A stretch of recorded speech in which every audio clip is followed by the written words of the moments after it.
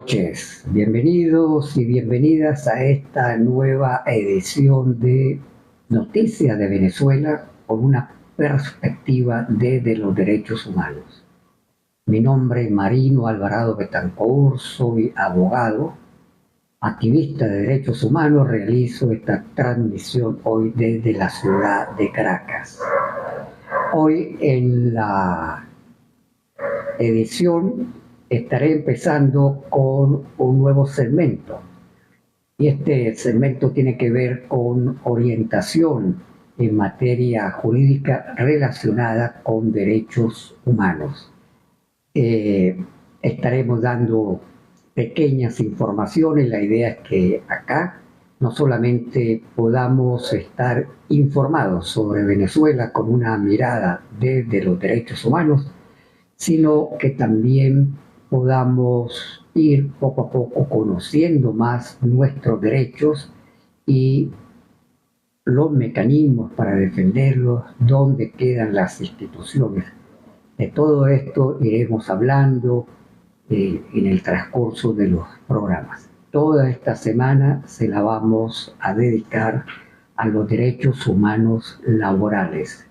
Entonces, terminadas las noticias, pasaré con esta nuevo aspecto que he incorporado al programa que tiene que ver con orientación jurídica, siempre vinculada a derechos humanos.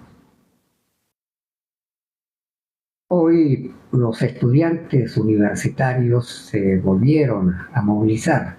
¿Hacia dónde?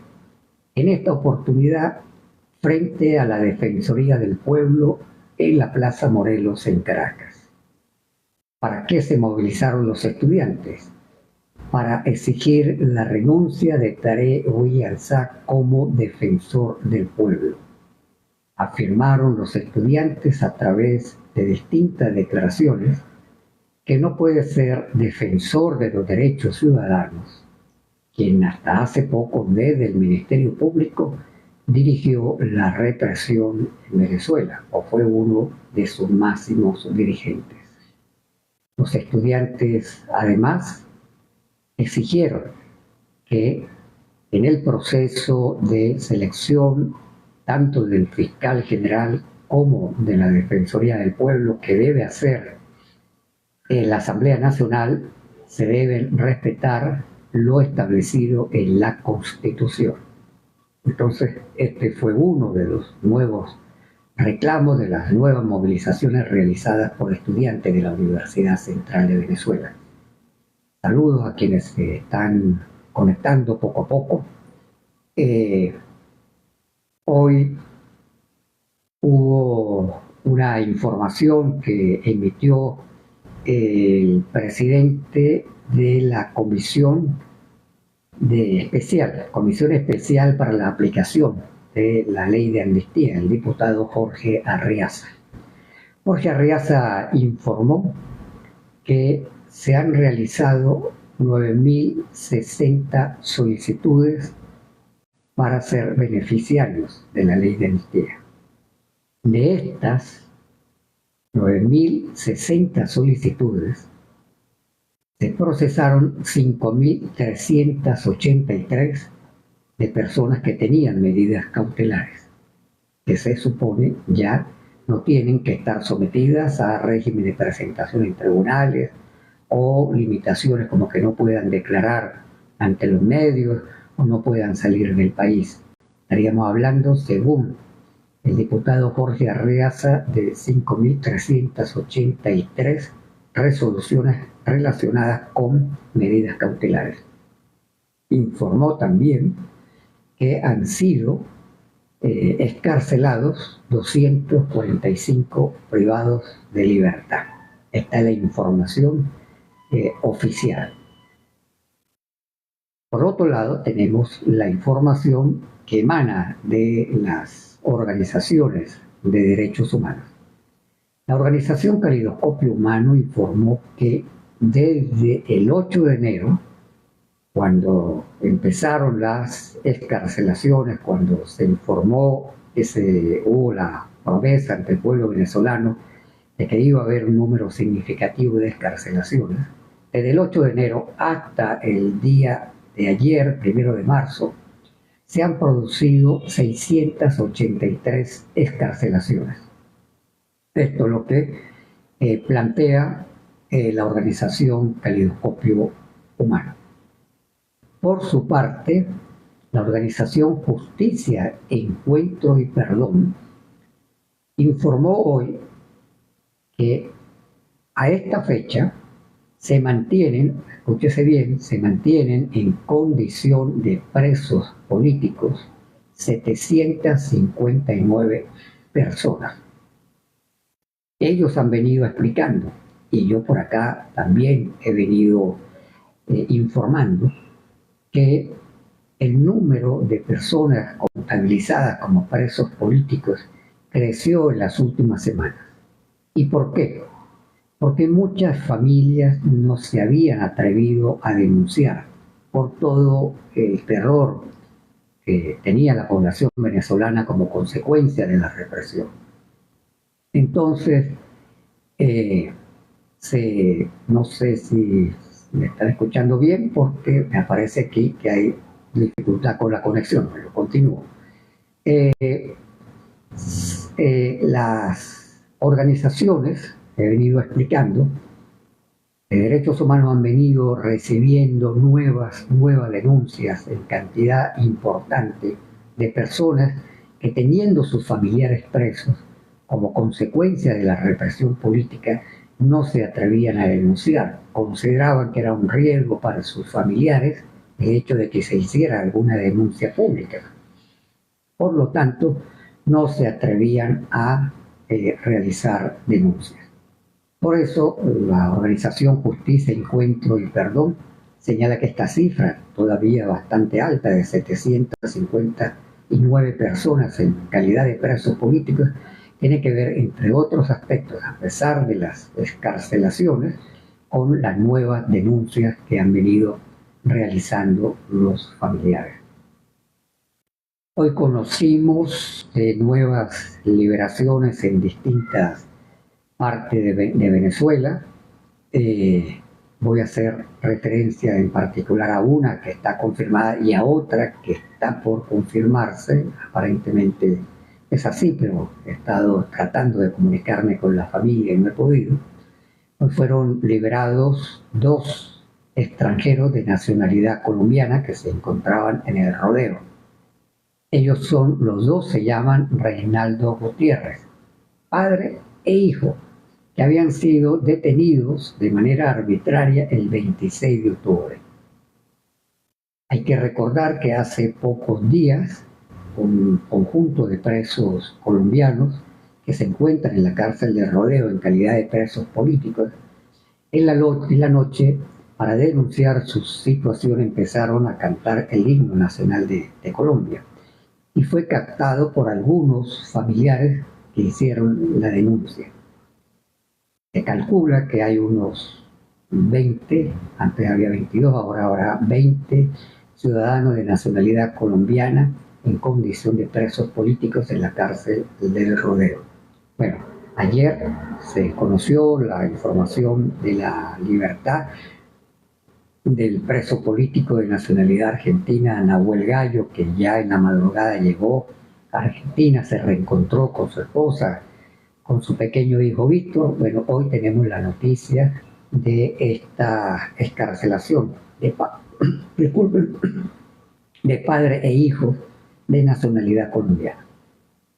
También estamos por confirmar, esta es la información que está por confirmarse, habría sido liberado hace poco Marwin González. Marwin González es un dirigente de la Asociación de Jubilados y Pensionados de Funcionarios Policiales del Estado Bolívar. Él estaba ya encarcelado desde hace muchos meses. Vi una publicación por redes sociales que había sido excarcelado. He tratado de contactar a la familia y no he podido contactar. Ojalá se haya producido la excarcelación de esta persona, que además se encontraba en una situación de salud delicada. Marwin González, como dije, es presidente de la Asociación de Jubilados y Pensionados de Funcionarios Policiales del Estado Bolívar. Qué bueno que se mantienen las excarcelaciones y que se hace justicia con este adulto mayor. Sin embargo, hay que decir que se mantienen encarcelados 8 dirigentes sindicales y un dirigente de jubilados y pensionados. El dirigente de jubilados y pensionados es Omar Vázquez. Y 8 dirigentes sindicales, entre ellos Fidel Brito, que es presidente de FETRA Bolívar. Pero hay otros dirigentes sindicales del Estado Bolívar que también están encarcelados y otros que están en distintos o que son dirigentes sindicales en distintos estados del país. Ellos se mantienen encarcelados. Entonces, a la fecha de hoy tenemos 8 dirigentes sindicales que están tras las rejas y un dirigente de pensionados y jubilados. Por cierto, también dirigente de pensionados y jubilados vinculado a funcionarios policiales, Omar Vázquez. Yo voy a aprovechar acá para hacer primero una aclaratoria porque he visto por redes sociales, lo vi en Twitter, lo vi en Instagram, no sé si está en TikTok también la información, donde supuestamente se encontraría desaparecido después de haber sido excarcelado el dirigente sindical William Lizardo.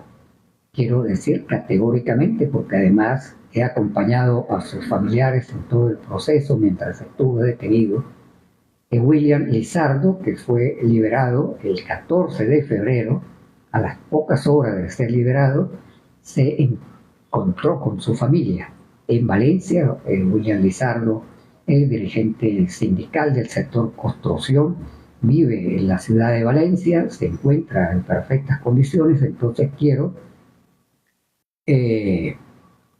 vamos a ver si podemos invitar aquí al Comité de Derechos Humanos de Coche. Bienvenidos, amigos del Comité de Derechos Humanos de Coche. Vamos a ver si nos permite el teléfono aquí. Tengo también a Martín Carrillo. Saludos a todos los que están aquí conectados. Muchas personas aquí conectadas, no las puedo leer a todos, pero lamentablemente no me deja el sistema acá de hacer la invitación. Bueno, gracias por estar conectados, gracias por estar interesados en conocer la situación de Venezuela con una perspectiva desde los derechos humanos.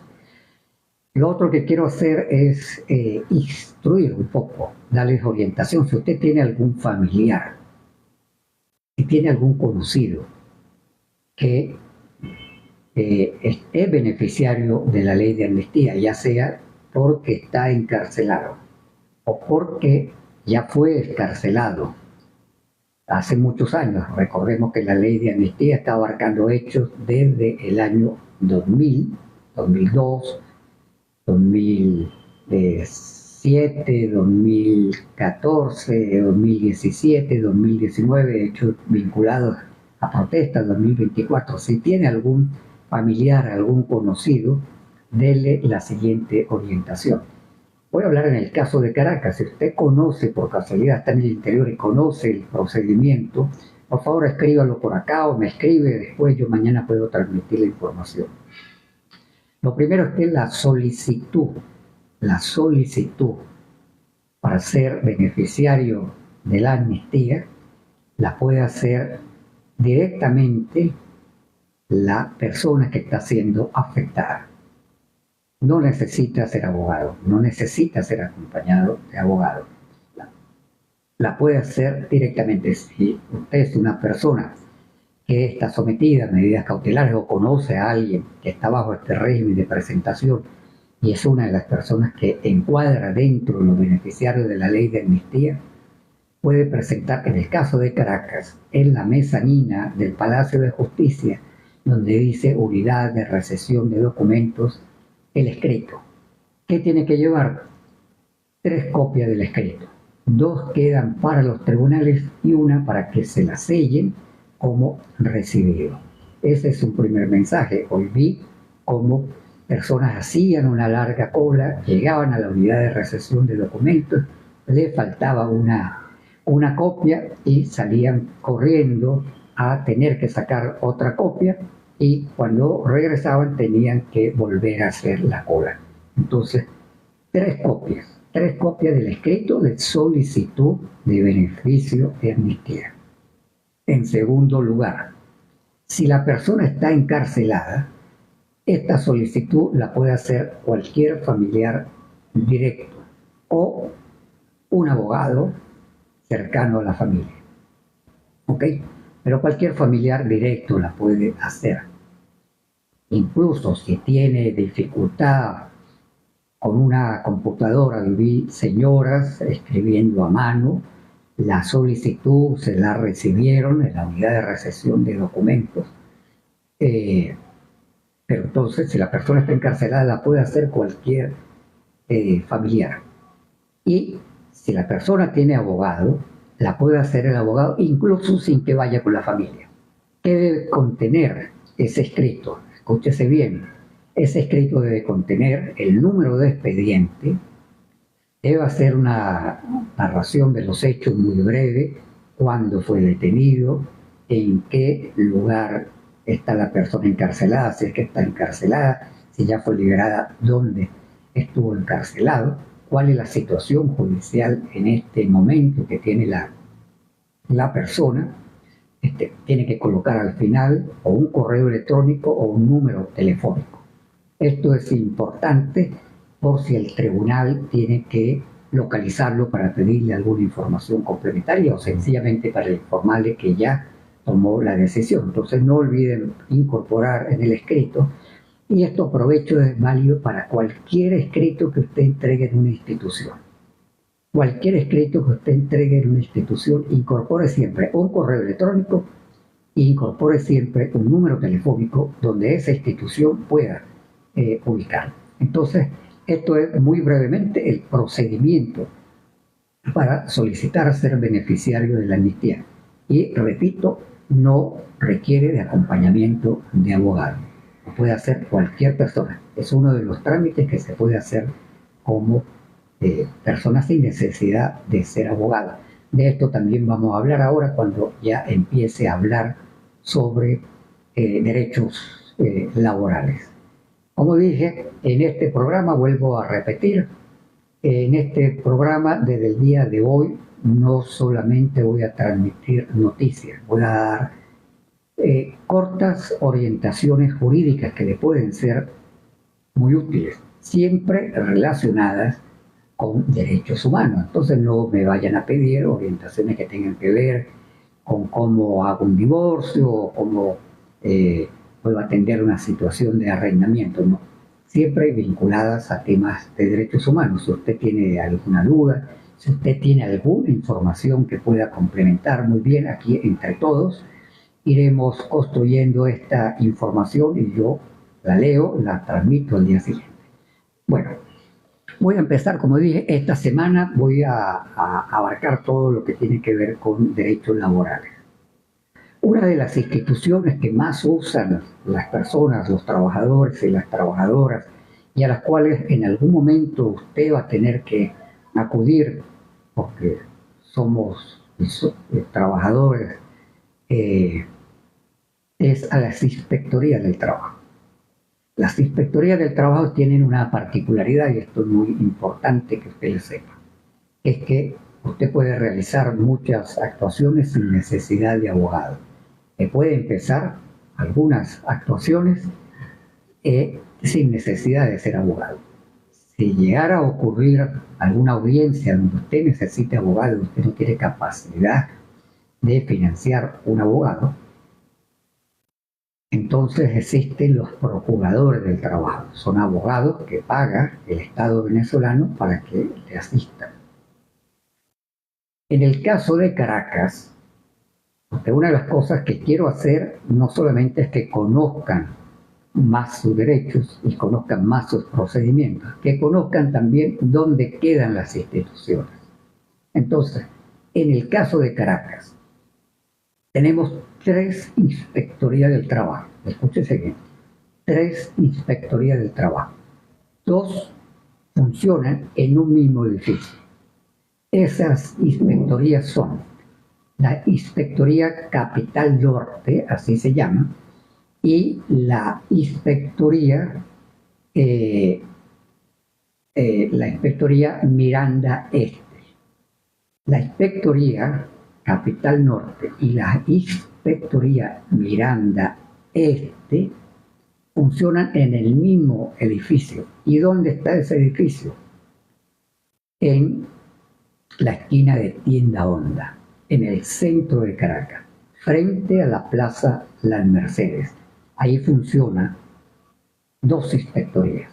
Por cierto que una de esas inspectorías, la Inspectoría Norte, no tenía hasta hace poco inspector del trabajo. Desde hace una semana ya esa inspectoría tiene inspector del trabajo. ¿Dónde funciona la otra inspectoría? Funciona, que se conoce como Inspectoría Capital Sur. Esa Inspectoría Capital Sur funciona en el edificio del INSES, en el piso 2 del edificio del INSES en la Nueva Granada. Ahí funciona la Inspectoría Sur. Entonces, tenemos en Caracas 3 inspectorías del trabajo. 2 funcionan en un mismo edificio, como ya dije, en la esquina de Tienda Honda, frente a la Plaza Las Mercedes, muy cerca del Ministerio de Educación, a 4 cuadras, 4 o 5 cuadras de la estación Metro Capitolio, subiendo como hacia el Panteón Nacional. Y la otra inspectoría, la Inspectoría Capital Sur, funciona en el edificio del INSES, Si usted vive en el interior, usted conoce dónde quedan las inspectorías del trabajo en el interior, me puede escribir y yo mañana estaré dando la información. Y en la medida que pueda ir conociendo dónde quedan las inspectorías en el interior, les voy a decir. Y como les dije, una de las grandes ventajas que tienen las inspectorías del trabajo es que usted puede iniciar los procedimientos sin necesidad de ser abogado.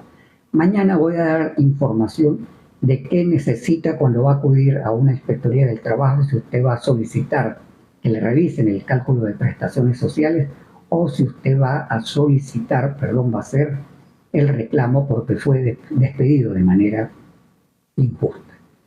De eso estaremos hablando mañana. El día miércoles vamos a tener una transmisión especial con el dirigente sindical Mauro Zambrano, que va a hablar de su experiencia como dirigente sindical acompañando a los trabajadores en las inspectorías del trabajo. Si de algo saben los dirigentes sindicales, de los procedimientos en las inspectorías del trabajo. Y vamos a hablar de derechos laborales. Vamos a hablar de algunos de los derechos que están en nuestra Constitución. Y voy a ir explicando poco a poco algunos de estos derechos en el transcurso de la semana. Hoy hago estos anuncios muy rápido, pero después vamos a profundizar en algunos artículos que es muy importante que conozcamos. Por ejemplo, el artículo 87 de nuestra Constitución establece el derecho al trabajo, y escúchese bien, el deber de trabajar. Este es un artículo que tiene la particularidad que establece el trabajo como derecho. Todas las personas tienen derecho a un trabajo digno, pero también lo establece como un deber. Todas las personas tienen el deber de trabajar. Es una persona que ya llegó a una edad productiva, que es a partir de los 15 años con sus excepciones, porque hay que solicitar permiso para empezar a trabajar a los 15 años, tiene el deber de trabajar y tiene el derecho de trabajar. Ojo, no es que el Estado le tiene que dar trabajo a todas las personas. Lo que dice la Constitución es que el Estado debe desarrollar políticas para garantizar que una persona pueda tener trabajo. Ahora, no cualquier trabajo. La Constitución dice trabajo productivo. Entonces, el papel del Estado es garantizar un desarrollo económico de cualquier persona con condiciones de trabajar, en edad de trabajar, pueda conseguir un trabajo decente, un trabajo digno. Y como dije, es un artículo que da un derecho, pero a su vez impone un deber. Después tenemos algo muy importante. El artículo 88 de la Constitución, después que habla el 87, el derecho al trabajo, nos va a hablar de la igualdad de hombres y mujeres en materia laboral. No puede haber y no se puede tolerar que personas, hombres y mujeres, que realizan un mismo trabajo tengan salarios diferentes. Quienes trabajan y realizan el mismo trabajo deben tener igualdad de salario. Y esto particularmente es muy importante en el caso de las mujeres, porque se tiende a discriminar a la mujer en el salario. No puede haber discriminación. Si usted ejerce la misma labor que realiza un hombre en una empresa, sea pública o sea privada, usted tiene el derecho al mismo salario. Entonces no puede haber discriminación en materia de trabajo, en las oportunidades para dar trabajo. Tiene que haber igualdad de oportunidades para hombres e igualdad de oportunidades para las mujeres. El artículo 89 nos va a hablar de algunos principios y esto es muy importante para sabernos defender ante las instituciones y sabernos defender también ante el patrón, sea público o sea privado. En primer lugar nos habla de la progresividad de los derechos humanos laborales. ¿Y qué es esto de la progresividad? Significa que cuando usted ha tenido ya un nivel de satisfacción de derechos, no puede haber una política que sea un retroceso en la satisfacción de los derechos. Por eso se habla de progresividad. Siempre que hablamos de progresividad hablamos de avanzar en derechos. ¿Okay? Entonces, no puede haber una convención colectiva que reduzca derechos, no puede haber una ley que reduzca derechos y afecte derechos laborales. Siempre estamos hablando de progresividad. Siempre hay algunas excepciones, por ejemplo, las convenciones colectivas. En una empresa se puede hacer una convención colectiva donde haya como una especie de cambalache, vamos a llamarlo así, en el cual una cláusula sea mejorada para mejorar otra, pero en general las condiciones laborales deben ser de progresividad, no de retroceso. También nos habla de que no puede haber renuncia a nuestros derechos. Los derechos son irrenunciables. ¿Y qué es esto de irrenunciable? No nos pueden obligar a nosotros a firmar algún contrato. No puede haber una política que nos obligue a renunciar de nuestros derechos humanos laborales. Entonces, por eso se habla de la irrenunciabilidad. Y por último, este mismo artículo nos habla de algo que también se aplica en materia penal. En materia penal se aplica que cuando hay duda en la interpretación de una norma, se debe interpretar favoreciendo a la persona que está siendo procesada o que está encarcelada. En materia laboral, se habla de que en caso de duda se debe beneficiar al trabajador, no al patrono. En caso de duda a la hora de interpretar una norma, debe interpretarse a favor del trabajador. Y esa interpretación a favor del trabajador es de lo que se conoce como orden público, es decir, es obligatoria para cualquier juez, para cualquier funcionario a la hora de tener que resolver una situación donde haya duda en la aplicación de la norma. Finalmente, voy a hablar del artículo 91. Mañana voy a desarrollar el artículo 91 que tiene que ver con el salario. El salario, dice la Constitución, tiene que ser suficiente. Ahora, ¿suficiente para quién? Para el trabajador y su familia. Para el trabajador y su familia. Y nos dice también, esto es un mandato constitucional. Y por eso este reclamo que permanente hacen organizaciones sindicales, organizaciones gremiales, planteando que de hace casi 4 años, ya vamos a cumplir 4 años, que no hay aumento de salario, es una violación de la Constitución. La Constitución obliga al Estado venezolano, escúchese bien, la Constitución en su artículo 91 obliga al Estado venezolano a que cada año debe haber una revisión del salario. y que el salario debe adaptarse a la canasta básica. Mañana voy a estar hablando sobre lo que es canasta alimentaria y sobre lo que es canasta básica, porque es muy importante que tengamos en cuenta esto. Entonces, el artículo 91 de la Constitución nos habla de salario suficiente para el trabajador y para la familia, que el salario todos los años el Estado debe revisarlo.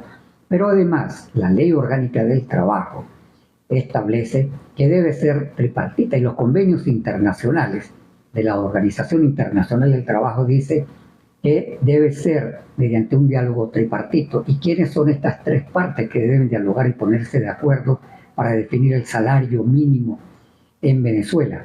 El sector del Estado, el sector de los trabajadores y el sector patronal.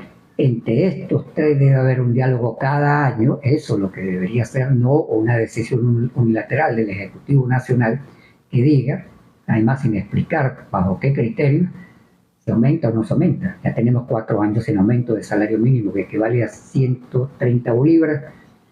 Al dólar de hoy estaríamos hablando de 0,30 centavos de dólar al mes. Entonces mañana estaré hablando de lo que es el artículo 91 de la Constitución y también estaré hablando sobre la bonificación del salario, cómo la bonificación del salario afecta no solamente tus prestaciones sociales, afecta tus vacaciones, porque las organizaciones sindicales exigen que los bonos sean parte del salario. Esto es fundamental, que los bonos sean parte del salario. Mañana, entonces, no solamente tendremos noticias de Venezuela con una perspectiva de derechos humanos, sino que seguiremos hablando de derechos humanos laborales. Mi nombre, como dije, Marino Alvarado, de Derechos. Marino Alvarado, aquí acabo de ver que se acaba de conectar Edward, a última hora ya despidiéndome, se dio la conexión, agradecido por apoyar,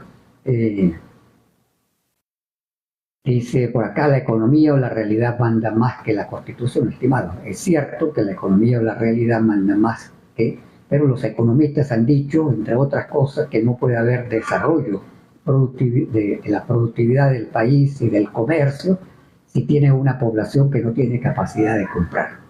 Y por eso los propios empresarios han planteado, algunos empresarios han planteado el incremento del salario mínimo. Amigo Edward, voy a tener que conectar a amigo Edward. Ajá, te conecté al amigo Edward por el ruido, pero bien los comentarios. Mañana nos vemos a las 8 en punto. Yo trato de ser puntual, me gusta la puntualidad, entonces a las 8 en punto estaré aquí informando sobre Venezuela en materia de derechos humanos. Como les dije, mi nombre es Marino Alvarado, soy abogado, soy activista de derechos humanos. Busco contribuir a que usted esté informado sobre Venezuela con una perspectiva de derechos humanos y también estaré dando orientaciones jurídicas que nos permitan conocer mejor nuestros derechos, los procedimientos, dónde están las instituciones y qué es lo que debemos presentar ante estas instituciones. Los espero mañana a las 8 de la noche. Como le dije, mañana estaré profundizando sobre el artículo 91 de la Constitución y sobre el tema del bono y su incorporación al salario. Que tengan muy buenas noches.